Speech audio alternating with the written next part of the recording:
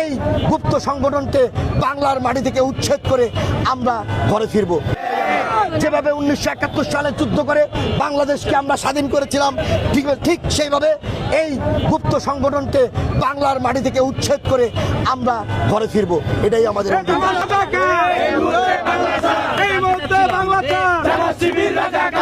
কি শুরু হয়েছে, সংঘর্ষ কি শুরু হয়েছে, আসলে এগুলো আপনারা দেখতেই পাচ্ছেন সংঘর্ষ কিভাবে শুরু হয়েছে। আমরা জানতে পেরেছি আমাদের প্রধানমন্ত্রী জনাব তারেক রহমানের সুযোগ্য কন্যা, একজন মুক্তিযোদ্ধার সন্তান আমাদের প্রধানমন্ত্রী, তারই সুযোগ্য কন্যা জাইমা রহমানকে নিয়ে একটি কুচক্র মহল নানা ধরনের অপপ্রচার চালিয়েছে।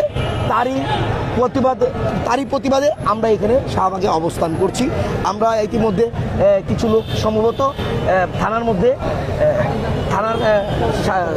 ভিতরে ছিল, আবার আমরা তাদেরকে দেখতে পেরেছি এবং পুলিশের থানার ভিতরে আছে। আমরা শুধু এতটুকু বলতে চাই, আমরা তাদের দৃষ্টান্তমূলক বিচার চাই। যারা